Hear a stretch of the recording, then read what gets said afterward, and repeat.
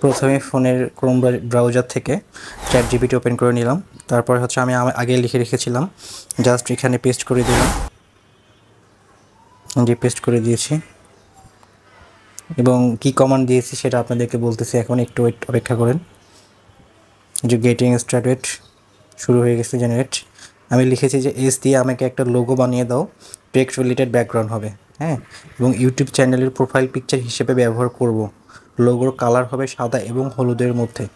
আর এখানে আমি কিন্তু হচ্ছে ফরম্যাট উল্লেখ করিনি, আমি যদি বলতাম পিএনজি ফরম্যাটে আমাকে কিন্তু পিএনজি ফরম্যাটে বানিয়ে দিত। আমি জাস্ট এখানে উল্লেখ করেছি যে একটা লোগো লোগো ডিজাইন বানিয়ে দিতে বলছে, মানে আমাকে জেপিজি ফরম্যাটেই দিবে অবশ্যই দেখার সুবিধার্থে। আপনারা যদি পিএনজি চান পিএনজি, জেপিজি যদি চান জেপিজি দিবে। দেখেন জেনারেট হচ্ছে, এটা কিন্তু একটু সময় লাগে, 1 মিনিটের মতো সময় লাগে। মানে দেখেন কত সহজ হয়ে গেছে, জাস্ট 1 মিনিটের মধ্যে লোগো ডিজাইন। ভাবা যায় গ্রাফিক্স ডিজাইনারদের শেষ।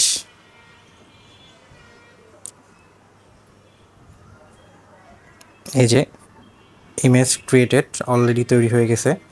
দেখেন আমি যা যা চেয়েছি আমি কিন্তু সেটাই পাবো, একদম হুবহু। এই যে দেখেন কত সুন্দর, দেখেন কালার বলছি না আমি, হলুদ এবং সাদার মধ্যে।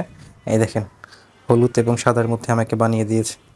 এবং এই যে সোহানটা না, এটা আমি আমার হচ্ছে আমার আইডিতে সোহান নাম উল্লেখ করা আছে দেখে সোহান লিখে দিয়েছে আমাকে এস দিয়ে।